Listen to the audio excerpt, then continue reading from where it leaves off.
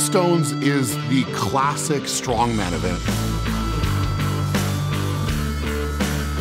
It's actually the event that I remember as a kid when I was watching World's Strongest Man. I always look forward to watching that and seeing if the guys could kind of load the last stone, and it was always very dramatic. The way that the event is set up is typically it's a series of 5 stones. You know, you start with around 300 and now at World's Strongest Man, we end with a 460-pound stone.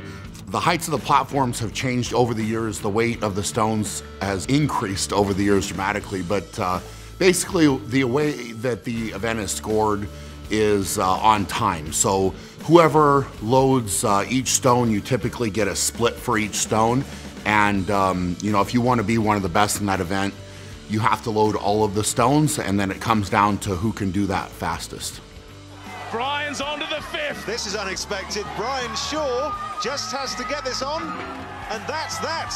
Atlas Stones is an event that you have to practice very specifically. So, for example, if you're very strong in the gym on you know, normal barbell exercises like squat and deadlift, that doesn't necessarily mean that you're going to be a very strong stone lifter, because it's something that's very unique. So that's why it's very important in training to have actual stones to train with, so that you can get stronger specifically on that event.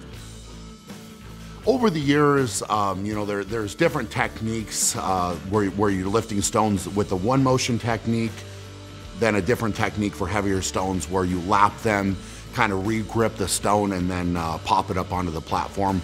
And all of those things have to be practiced in order to be perfected. So, you know, the best way to get better at stones is to load more stones.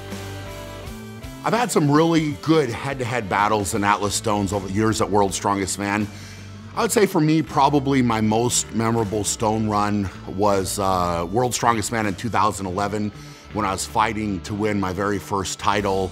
Zadrunas Savickas and I were both tied on points going into that stone run, and I ended up finishing in, I think it was just under 20 seconds, which was really, really fast.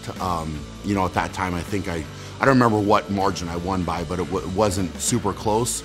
But, you know, it was one of those things I was so amped up for that moment, and I remember putting up that last stone and how good it felt to not only win that event, but also to win my first World's Strongest Man title. And the 2-time champion is beaten at the last. And Brian Shaw had to produce the performance of his life to become the 2011 Metrics World's Strongest Man. His first title, and I don't think it will be his last.